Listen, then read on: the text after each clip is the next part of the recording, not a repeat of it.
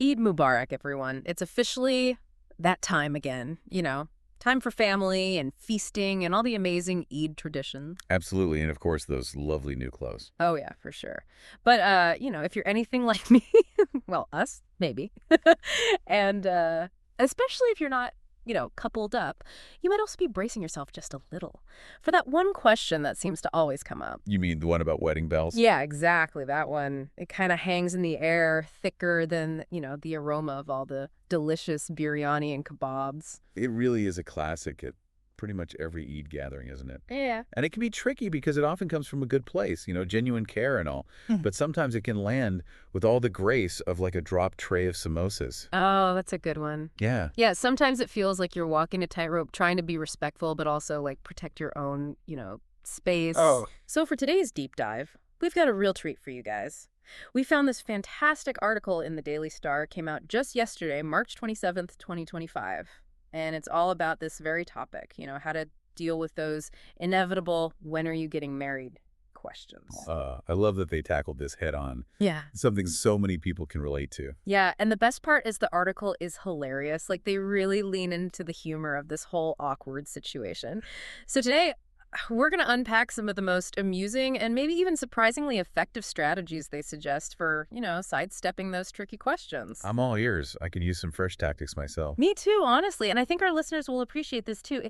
It's like an Eid survival guide served up with a side of laughter. It's brilliant how they take this question that can be so loaded with, cultural expectations and personal anxieties, Yeah. and they just meet it head on with humor. Right. It's like a way of acknowledging the awkwardness without letting it completely, ruin your Eid. Exactly. And it gives you a sense of, agency. Like you have some options for dealing with it. Okay, so let's jump right into these strategies. The first one that really caught my eye, and I'll be honest, I'm a big fan of this one, is what they call the food defense strategy. Okay, that sounds intriguing. What's the game plan here? Well, it's beautifully simple. The article basically says you got to use the abundance of Eid treats to your advantage, like create a delicious barrier between you and those prying questions. Oh, I like where this is going.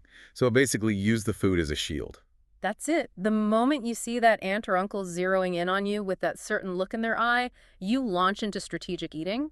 Like, deploy the kebabs, immediately go for a full-on biryani maneuver. Or, if you're feeling really ambitious, you could even go for the Shahi Tukra offensive. The Shahi Tukra offensive.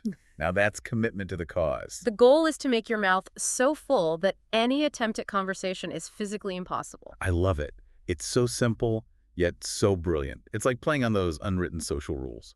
You just can't really expect someone to answer a deep, personal question when they're in the middle of a serious food situation. Right. And Yeah. the article takes it even further. They actually suggest that if someone's really persistent, you should just start mumbling something totally incomprehensible while dramatically chewing. Like, really go all out with the chewing motions. Oh my gosh, that's hilarious. I can totally picture it. It's like a universal signal. Do not disturb. Serious eating is happening here. It's pure genius. And even if it only buys you a few moments of peace, hey, sometimes that's all you need, right? That's true. It might not solve the whole when are you getting married dilemma, but it's a pretty effective temporary distraction. Exactly. All right, let's move on to tactic number 2. This one's called reverse psychology. And it involves a little bit of, turning the tables. It could be risky, but also super effective. Reverse psychology. That sounds interesting. Tell me more. So the idea here is to preempt their question by hitting them with a barrage of questions about their own family's marital status. Oh, wow. So basically, flip the script, Yeah. make them the ones squirming a little. Yeah, the article gives this perfect example. Imagine cornering your well-meaning but nosy relative with a series of super enthusiastic questions, like, Cha-cha, when is your son getting married? What about your daughter? What's the holdup with them? Oh, that's fantastic. I can just imagine the look on their face. It's like a sudden realization that, hey, maybe they should focus on their own family's, urgent business before worrying about mine. Right. It's not about being genuinely interested in their kids' love lives or anything. It's more about making them realize how intrusive the original question can be. It's a taste of their own medicine, served with a dash of humor. And it's such a clever way to point out the hypocrisy sometimes without directly confronting them. Okay, so ready for strategy number 3. This one's called the fake busy tactic, and it requires some serious acting skills. Oh, the fake busy tactic. I think I've used this one a time or two. Bring on the theatrics. So the article says you got to create the illusion that you're just so incredibly busy with important matters that marriage is the furthest thing from your mind. So basically make it seem like you're operating on a level where finding a life partner is just not a priority right now. Exactly. You want them to think you're dealing with like global economic crises or top secret government missions. So how do you pull this off? Do you need props? Like a briefcase full of fake documents? Well, the article recommends a few key props. A notebook is always good. Or even better, just stay permanently glued to your phone. Ah, the classic phone trick. I see where this is going. Right. And when you sense the question coming, you launch into this very important sounding hushed phone conversation like, yes, boss, I'll send the report as soon as possible. I'm just dealing with some urgent investor calls right now. And of course, the nonverbal cues are crucial here, Yeah. right? You got to have that furrowed brow, the intense nodding, maybe even a dramatic sigh every now and then. Oh, absolutely. The article even jokes that you should make them think you're single-handedly managing the world's finances or negotiating world peace. Like, those are the only things on your radar. It's a brilliant way to elevate your perceived importance and hopefully make them reconsider prying into your personal life. But I do wonder if it risks coming across as a little arrogant or dismissive. That's a good point. It's definitely a fine line. You'd have to play it carefully and not overdo it. Right. Like you don't want to come off as completely unapproachable either. There's got to be a balance. All right, let's move on to strategy number 4. This one takes a more mysterious route. It's called pretend to have a mysterious love life. Ooh, pretend to have a mysterious love life. That sounds like it's straight out of a Bollywood movie. I'm intrigued. So the goal here is to create this aura of intrigue and ambiguity. Make them think there's a whole complex love story going on that they're not privy to. So like drop hints that something's happening, but don't reveal any details. Exactly. The article recommends this classic line, it's complicated, delivered with a deep, dramatic sigh. Oh yes, the classic "it's complicated" line. That's always a conversation stopper. And if they dare to push for more details, you just shake your head sadly and murmur, you wouldn't understand. That's perfect. It plays on people's natural curiosity, but also their tendency to avoid topics that seem emotionally charged or messy. Right. Like, they might be dying to know more, but they also don't want to overstep any boundaries. Exactly. It's like creating a shield of vagueness. It's a clever way to shut down the conversation without being rude. Okay, so strategy number 5. This one involves a bit of a risky maneuver. It's called redirect the conversation to politics or drama. Redirect the conversation to politics or drama. That could either be really effective or lead to a whole other kind of family drama. It's definitely a gamble, but the article's point is that sometimes a well-placed controversial topic can completely derail the marriage inquisition. So basically change the subject to something more universally engaging or maybe even inflammatory. Exactly. They give these great examples, like you could casually mention something like, so what are your thoughts on the latest fuel price hike? Or did you hear about that shocking celebrity breakup? Those are good ones. I can already imagine the conversation getting heated and everyone forgetting about my non-existent wedding plans. Right. The hope is that they'll get so caught up in debating politics or dissecting celebrity gossip that your personal life will become a distant memory. It's a classic distraction technique. Yeah. And it can be really effective if you time it right. But it does require knowing your audience pretty well. You got to pick a topic that, will get them going. Yeah, for sure. You don't want to accidentally spark a political debate that ends up ruining the entire Eid gathering. Exactly. Sometimes a little drama is good, but too much can backfire. All right, let's move on to tactic number 6. This one requires a bit of teamwork. It's called recruit an escape partner. Recruit an escape partner. Ugh, love this. It's like having a wingman for awkward family situations. Exactly. The article basically says that enlisting the help of a fellow unmarried cousin or a sympathetic sibling can greatly increase your odds of evading those tricky questions. Oh, for sure.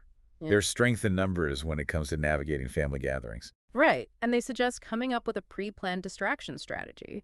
This could involve anything from staging a minor accident, like a strategically timed spill, to faking an urgent phone call. I love the idea of a fake spill, like suddenly grabbing your stomach and saying, oh no, the biryani's not agreeing with That's me. perfect. And then your escape partner can swoop in and be all concerned and whisk you away to the bathroom or something. It's a classic diversion tactic, and the beauty is that it looks totally innocent to everyone else. The article even suggests developing secret signals, like a subtle double eyebrow raise or a discreet head shake to communicate distress and initiate the abstraction plan. I love the idea of secret signals. It's like having your own secret language to escape awkward situations. Okay, now for strategy number 7. This one is where things get really creative and hilarious. It's called Just Say Something So Outrageous They Give Up. Just say something so outrageous they give up. Okay, I'm really curious about this one. What kind of outrageousness are we talking about? The article suggests responding with something so unexpected and kind of bizarre that the asker is completely thrown off guard and decides it's not even worth pursuing the conversation further. So basically, shock them into silence with your sheer unpredictability. Exactly. And they give some absolutely golden examples. Like, imagine responding with a completely straight face. I'm waiting for my soulmate to find me through a dream. Or, I'm actually seriously considering a solo wedding. It's the next big trend, you Oh know. my gosh, a solo wedding. That's amazing. I can just imagine the look on their face. It's like their brain just short circuits trying to process that. Right. And if you really want to go all out, you can drop the ultimate bombshell. Actually, I am married. It's just highly classified. Oh, wow. That's next level. I love it. It's like creating this whole air of mystery and intrigue around your non-existent marriage. The article emphasizes the importance of making a quick and mysterious exit after delivering such a statement. Like you just drop the bomb and then disappear into the crowd, leaving them to ponder the strangeness of what you just said. It's a brilliant way to shut down the conversation without having to actually engage in any real explanation. All right, so our eighth tactic is a little more cerebral. It's called Embrace Your Inner Philosopher. Embrace your inner philosopher. Oh, that sounds deep. I'm ready to get philosophical. So the idea here is to deflect the personal question with abstract and profound sounding pronouncements. So basically make them feel like they've stumbled into a philosophy lecture instead of a casual Eid conversation. Exactly. You want to make them question their entire understanding of marriage and existence. Okay, I'm game. Give me some examples. The article suggests something like this. Imagine gazing thoughtfully into the distance and saying, marriage is but a fleeting social construct, a temporary arrangement in the grand eternal tapestry of existence. Wow, that's heavy. I can just imagine their eyes glazing over as they try to decipher what you just said. And if they're still brave enough to press for more details, you can follow up with a deep sigh and say, perhaps I am already married in another dimension. Oh my gosh, that's amazing. It's like you're channeling some ancient wisdom that they're just not privy to. It's a brilliant way to make them feel intellectually outmatched and hopefully deter them from asking any further personal questions. Exactly. It's like using the power of abstract concepts to create a force field around your personal life. All right, now we arrive at the final strategy. This is the ultimate exit strategy for those moments when all else fails and you need to make a quick getaway. The emergency eject button. I like it. What's the protocol? The key move here is the dramatic glance at your watch, followed by a panicked exclamation about being terribly late due to unforeseen traffic. Ah, the classic traffic excuse. It never fails. Right. And the article wisely suggests grabbing a few extra sweets on your way out, like you're so flustered and in a hurry, but you still manage to snag some goodies. That's perfect. It's like adding a touch of humor to your escape. Like Yeah. you're so frazzled, but you still have your priorities straight. It's a classic way to make a hasty retreat without seeming completely rude. It's a time-honored tradition, I'd say. Yeah. Every Eid gathering needs a good traffic-related escape at some point. So having explored all these wonderfully creative and often hilarious escape tactics, what do you think is the main takeaway from the Daily Star article? I think it ultimately reminds us that Eid is about connection and celebration and enjoying time with family, even with all its quirks and sometimes awkward moments. Yeah, and they really highlight the role of humor in navigating those moments. Like, it's a way to acknowledge the awkwardness without letting it ruin the overall joy of the occasion. Exactly. And I love how they end the article with this really relatable and encouraging message. They say, stay strong, eat well, and remember next Eid, they'll probably still be asking the same question. That's so true. It's like a gentle reminder that this is a recurring theme in many families, but it's also kind of reassuring in a way. Like, you're not alone in this. Yeah, and then they end with a simple but heartfelt, happy Eid and good luck. It's a perfect way to wrap things up. It's like acknowledging the challenges, but also encouraging you to approach them with a sense of humor and grace. Exactly. Yeah. And to remember that ultimately Eid is about so much more than just those awkward questions. So as we wrap up this deep dive into the art of dodging the when are you getting married question at Eid, I think it's important for us to acknowledge that for many people, this constant pressure and scrutiny around their marital status can be a genuinely difficult and sometimes even painful experience. Absolutely. It's not always something you can just laugh off. And the article, while being very funny, also touches on the real emotions that could be involved. Right. So the strategies they offer are really coping mechanisms, ways to navigate these potentially awkward situations with a bit more lightness and a sense of control. And I think that's a really important point to highlight. Humor can be a powerful tool for diffusing tension, but it doesn't invalidate the very real feelings that these questions can trigger. So as we leave you, our listener, with a final thought to ponder, we want to broaden the scope a bit. Because let's face it, family gatherings often come with a whole range of social pressures, not just about marriage, but also about careers, kids, all sorts of personal milestones. Oh, for sure. It's like everyone's got opinion on how you should be living your life. Exactly. So what we're wondering is what other creative and maybe even hilarious strategies have you come up with for navigating these situations while still maintaining those important family relationships? It's definitely something to think about Hmm. as you enjoy all the delicious food and festivities this Eid. Because at the end of the day, it's all about finding ways to connect and celebrate with the people you love, even if sometimes it requires a little bit of strategic maneuvering. Absolutely. And who knows, maybe next year we'll have a whole new set of evasion tactics to share. That's a great idea.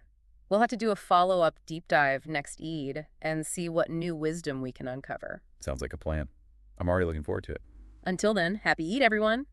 And may your gatherings be filled with joy, laughter, and just the right amount of strategic avoidance. And delicious food, of course. Don't forget the food. Oh, yes. Never forget the food. That's the most important strategy of all.